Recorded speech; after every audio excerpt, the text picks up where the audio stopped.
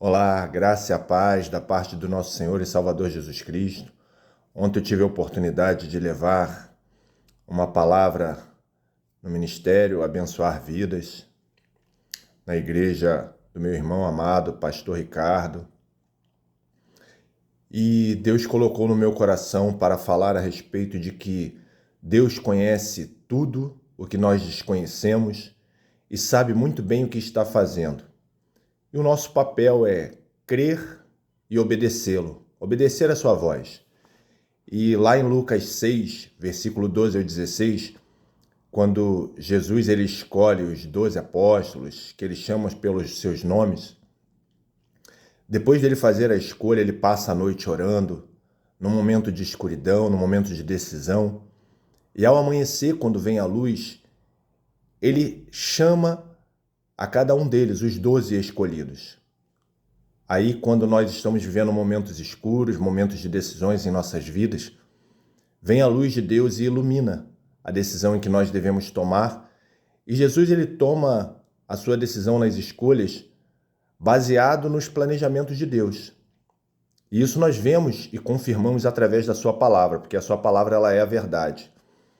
E quando no versículo 16 de Lucas 6, diz Judas, filho de Tiago, e Judas Iscariotes, que se tornou traidor. Mas Jesus sabia de tudo. Pela sua onisciência, pela sua onipresença, por ser onipotente e onisciente, de saber estar em todos os lugares com a sua onipresença, ele sabia que tinha um plano a ser cumprido pela missão de Jesus aqui na terra entre nós. E queridos amados, sacerdotes reais, abençoados, filhos de Deus vivo, que é assim que Deus nos vê. Deus nos vê como eleitos, como uma geração eleita. Nós fomos comprados, lavados e redimidos pelo sangue de Jesus. E quando Jesus põe à prova, ou os coloca à prova, os colocam à prova de aqueles que queriam segui-lo, diz que um deles, ele relata assim, a outro disse, segue-me. E ele, porém, respondeu, permite ir primeiro sepultar meu pai. Mas Jesus insistiu, deixa aos mortos o sepultar os seus próprios mortos. Tu, porém, vai e prega o reino de Deus. Aqueles que queriam segui-lo, de viver aquilo que a palavra de Deus diz quando ele dá uma ordem à evangelização, deveriam abrir mão da sua própria vontade, das coisas desta terra, para viver as coisas do reino de Deus. Aqueles que querem ver grandes coisas, que querem ser usados por Deus na obra de Deus, os que queriam viver literalmente do evangelho na época, Jesus os colocou à prova. Jesus disse, não, deixa os mortos sepultar os seus próprios mortos. Aqueles que estavam mortos espiritualmente, que não tinham a visão espiritual, deveriam fazer aquilo que era propício naquele momento, que era enterrar os mortos físicos, mas que aqueles que queriam buscar o reino de Deus deveriam colocá-lo acima de tudo. Deus acima de tudo, até mesmo de quem nós amamos. Eu acredito, espiritualmente falando, que a hierarquia vem Deus, família e igreja. Uma coisa é você colocar a igreja na frente da sua família. A igreja que eu digo templo. A outra é colocar a Deus abaixo da nossa família. A Bíblia diz que quem ama mais o seu pai, a sua mãe, a sua família, não é digno dele. É assim, está determinado pela palavra e nós temos que crer da forma que Deus estipulou. Não há injustiça da parte de Deus. Mas no início nós falamos sobre o nosso papel de crer e obedecer e temos que confiar naquele que nos chamou, pois o seu plano é perfeito e ele deu uma ordem para a evangelização. Em Marcos 16, capítulo 16, versos 14 a 18, diz que finalmente apareceu Jesus aos 11 quando estava à mesa e censurou a incredulidade e a dureza de coração, porque não deram crédito aos que tinham visto já ressuscitado. Aqui, quando ele já está ressuscitado, nós podemos perceber que agora só se encontram 11 sentados à mesa com Jesus. Onde estava o 12º, se ele escolheu 12? Jesus errou na sua escolha? Nós vamos ver que não. A mensagem, ela é propícia a dizer que Deus é quem conhece o que nós desconhecemos. O propósito de Deus é muito maior do que o nosso. E ele deu uma ordem: pregai o evangelho a toda criatura, quem crê e for batizado será salvo, porém quem não crê será condenado. Estes sinais seguirão os que creem, pegarão em serpentes, e se alguma coisa mortífera beberem não lhes fará mal, se impuserem as mãos sobre os enfermos ficarão curados. Em meu nome expelirão demônios, falarão novas línguas. E por que muitas das vezes as coisas não estão acontecendo? Porque aqueles que têm colocado a mão no arado para fazer a obra de Deus, muitas das vezes têm deixado o reino de Deus em segundo plano.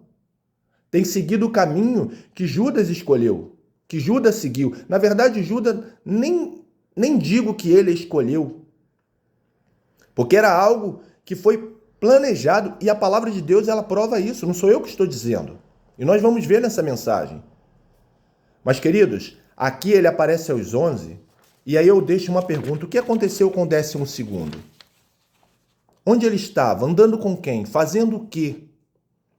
Amados, servos e servas, amigos, filhos do Deus Altíssimo, é isso que nós somos. Amados e amadas, eleitos, preciosos e preciosas aos olhos de Deus.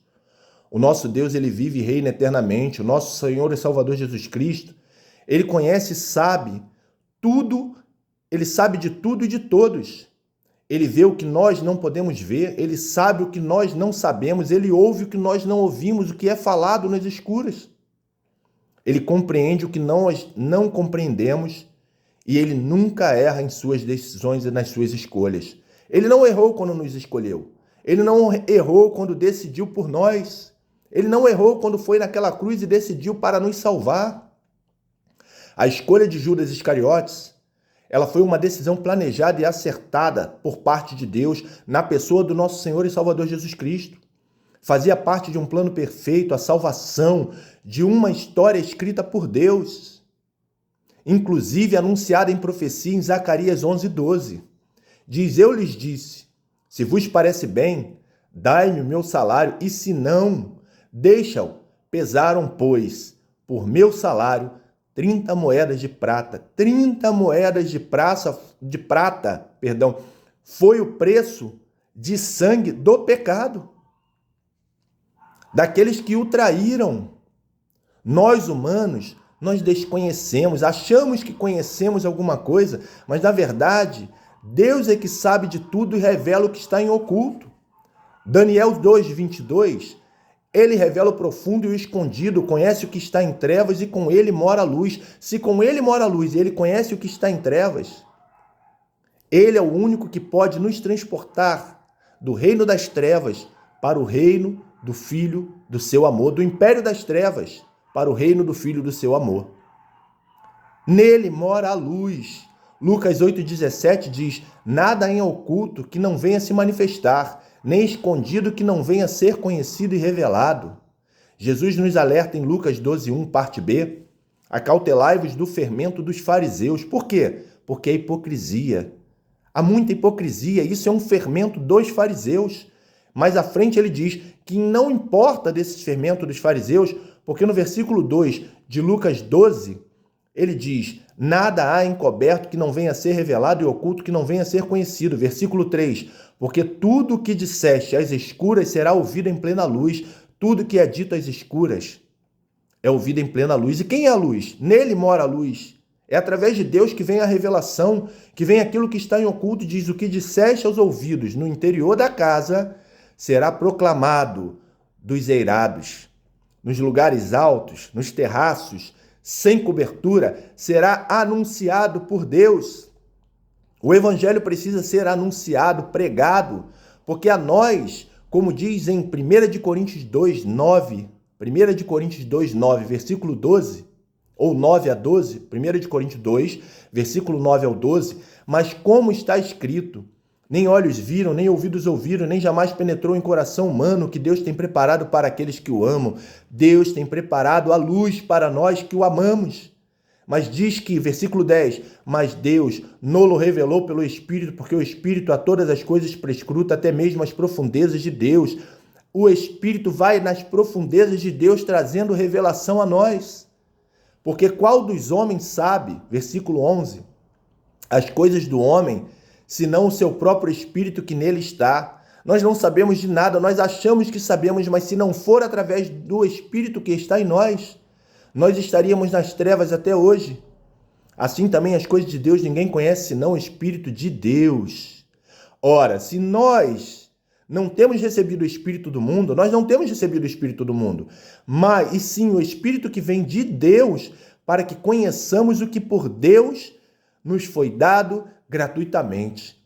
Deus colocou em nós o Espírito Santo para, através da revelação, revelar o que foi dado gratuitamente pelo próprio Espírito de Deus. Glórias a Deus por isso, aleluias.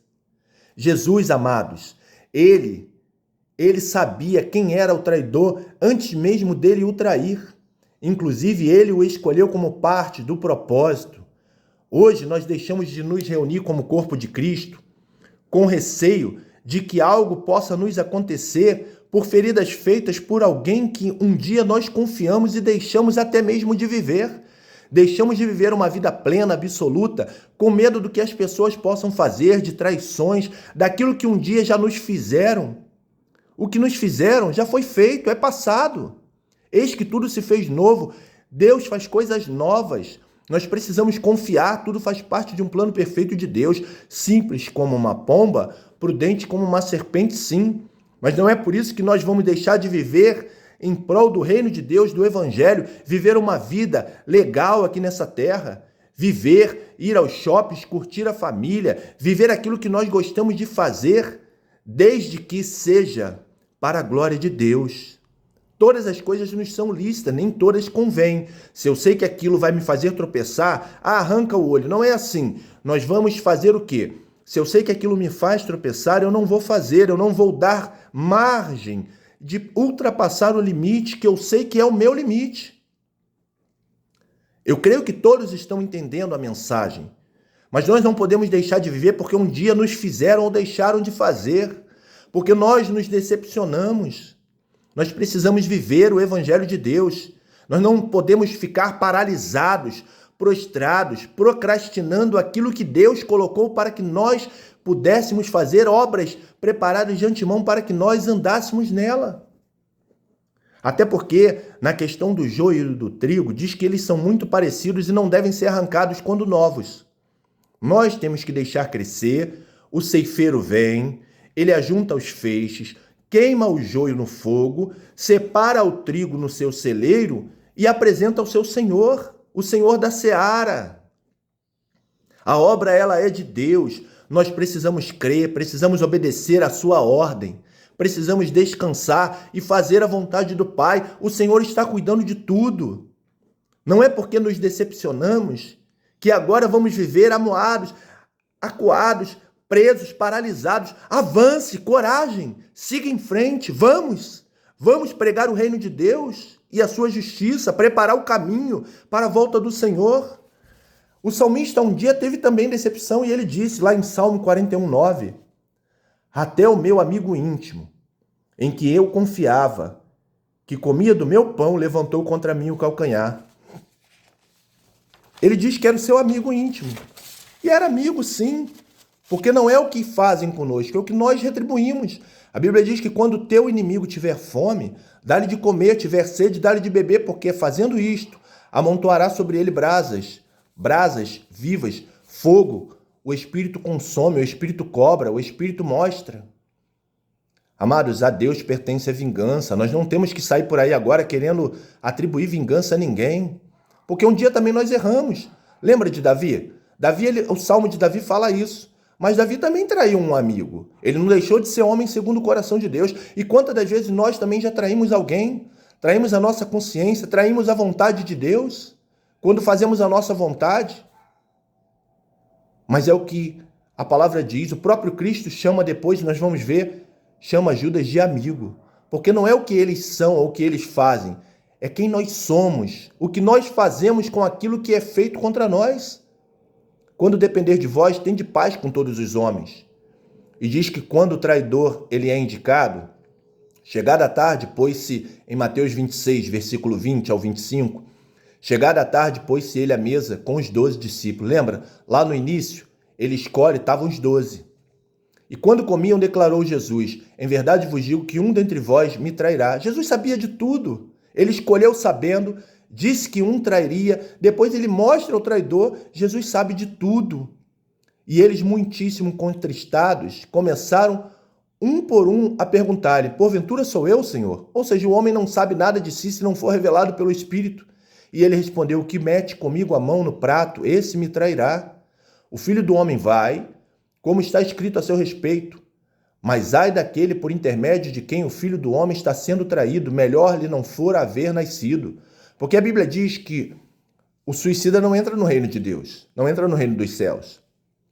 Não sou eu que estou dizendo, não cabe a mim julgar, mas tudo que a Bíblia relata é que Judas suicidou e que ele era um filho da perdição, que diz a palavra, não sou eu que estou dizendo.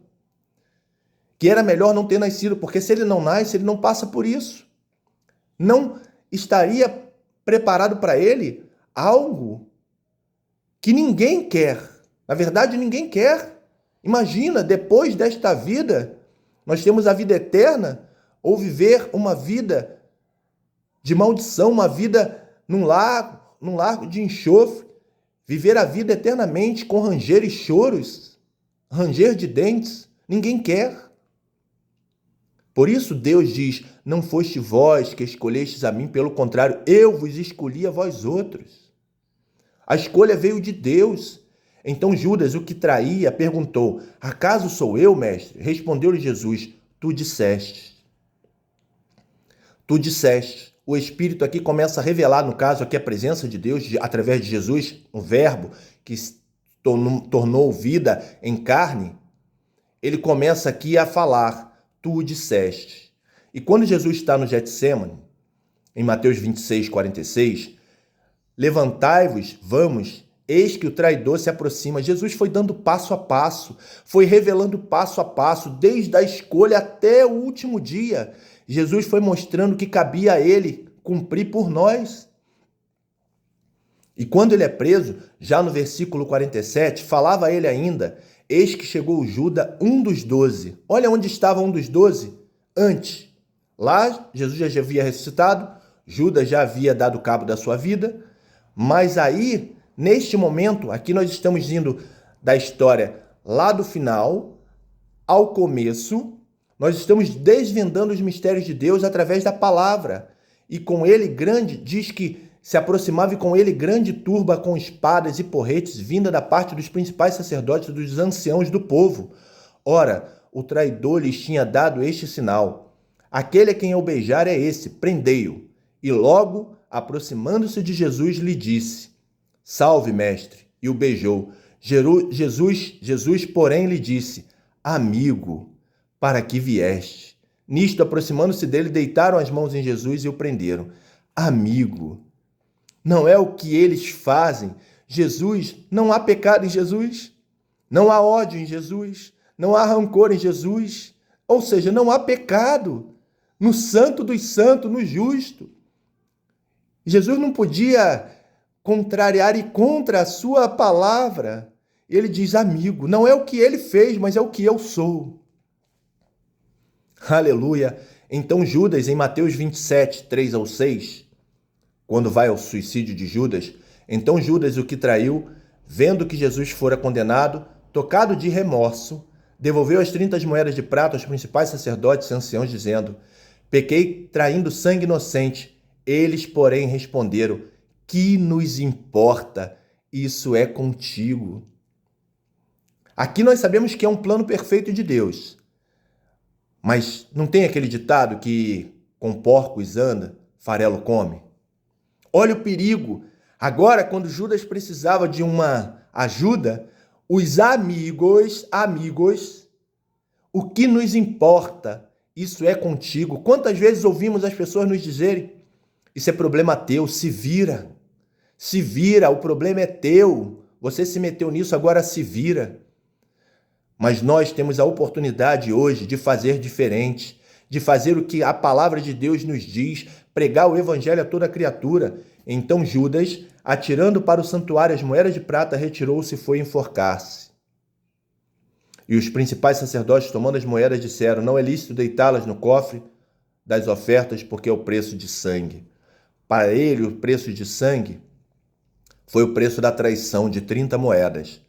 Mas para nós, o sangue que nos lavou, que nos purificou, que nos redimiu. Porque em João 17,12 diz: quando eu estava com eles, guardava-os no teu nome que me deste, e protegi-os. Nenhum deles se perdeu, exceto o filho da perdição. Para que se cumprisse a Escritura, João 17,12.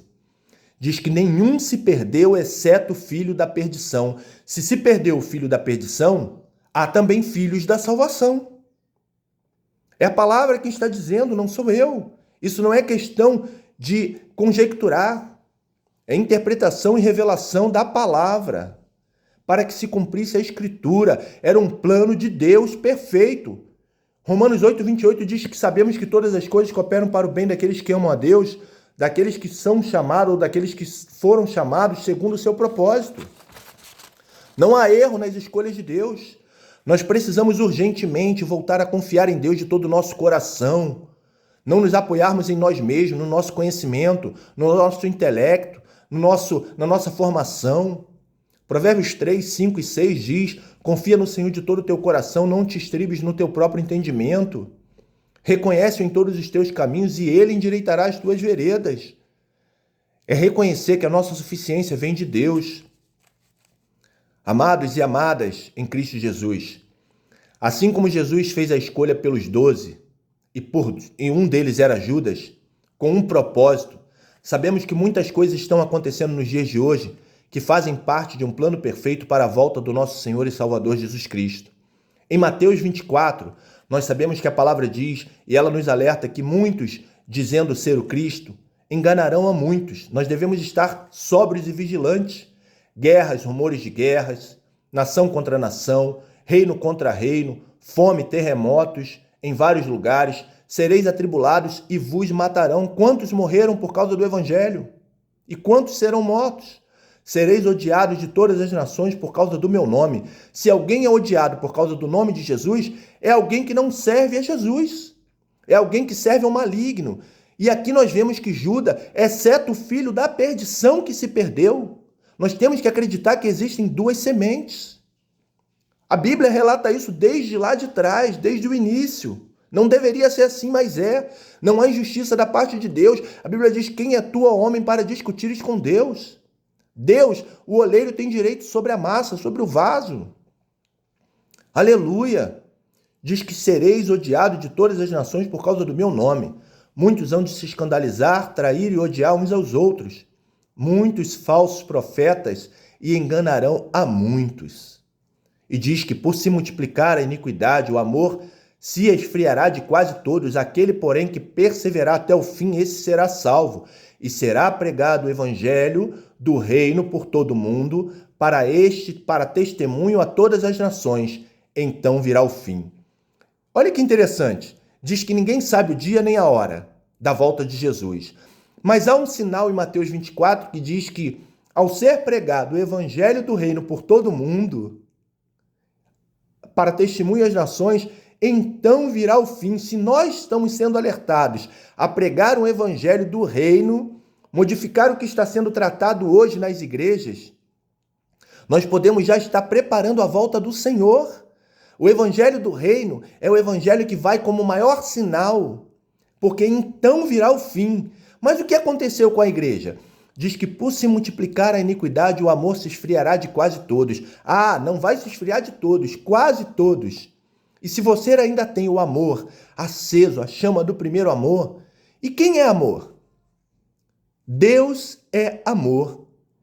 E só ama verdadeiramente, de fato e de verdade, quem conhece e obedece a Deus, que a Bíblia diz que se eu odiar o meu irmão, a quem eu vejo, eu não posso dizer que amo a Deus a quem não vejo. Eu preciso ter o amor ágape, o amor de Deus, o amor sobre tudo e sobre todos, para poder verdadeiramente aniquilar este mal que faz esfriar o amor de quase todos. A iniquidade se multiplicou no meio do povo de Deus.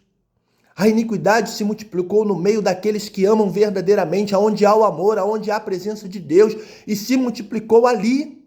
E por ter se multiplicado a iniquidade no meio do povo de Deus, esse amor se esfriou, decepções, traições. E quantos de nós queriam neste momento deixar e jogar tudo para trás? Mas Jesus está dizendo: avance, avance, pregue o evangelho do reino de Deus, para que o verdadeiro amor, a chama do primeiro amor se acenda e a glória da segunda casa seja maior do que a primeira.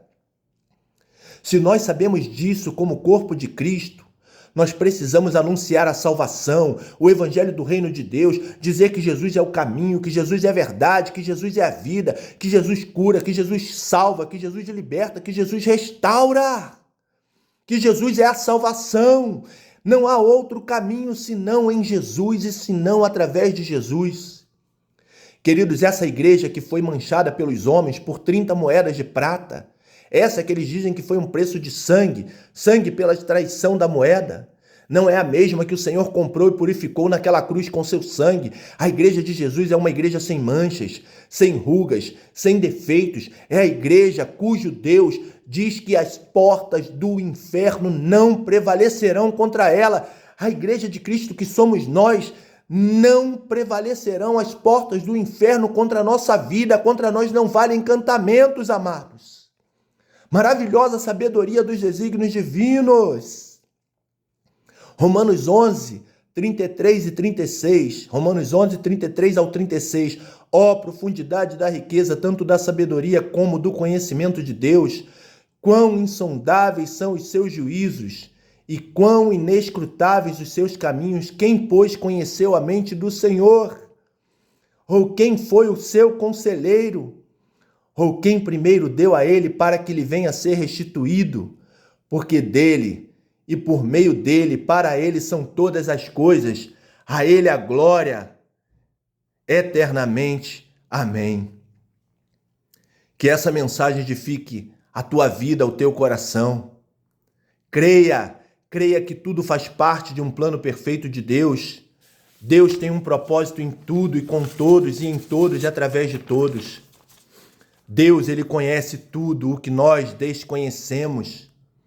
Deus, ele sabe muito bem o que está fazendo. O nosso papel é crer, obedecer, pregar o evangelho de Deus, o evangelho do reino de Deus a toda criatura. Quem crê será salvo. E como eu creio? Eu creio através da palavra do evangelho de Deus, a palavra da verdade que liberta, a palavra que é a verdade. E se tu creres, tu verás a glória de Deus. E se você chegou até aqui neste vídeo e até hoje não teve um encontro real com Deus, só há um caminho, querido, e eu tenho que te dizer isso. Só há um caminho para a salvação. É crer no Senhor de todo o teu coração e confessar com a tua boca. Você precisa fazer uma confissão e dizer: Jesus Cristo, Ele é o meu Senhor e Salvador. Eu te confesso como único e suficiente Salvador. Entra na minha casa, entra na minha vida, entra na minha história. Muda, Senhor, a minha vida, que eu viva uma vida plena, que eu viva uma vida como a Bíblia diz, não apenas de ouvir, mas de te ver. Mas para isso, querido, nós precisamos santificar a nossa vida, buscar o reino em primeiro lugar e a sua justiça, e todas as demais coisas, os sinais seguirão a todos os que creem. Neste momento, coisas grandes estão acontecendo porque nós estamos crendo. Confesse a Jesus como o único e suficiente Salvador da tua vida. Diga: Senhor, eu te recebo como o único e suficiente Salvador na minha vida. Eu te confesso e eu quero ser comparado a um homem prudente que ouviu essa verdade e que agora eu vou praticar esta verdade.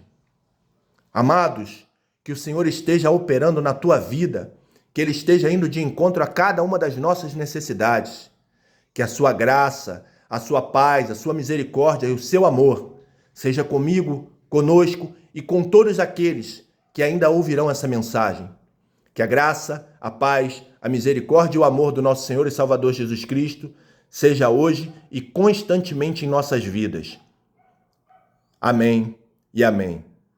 Amém, queridos. Glórias a Deus por tudo. Graça e paz. Aleluia.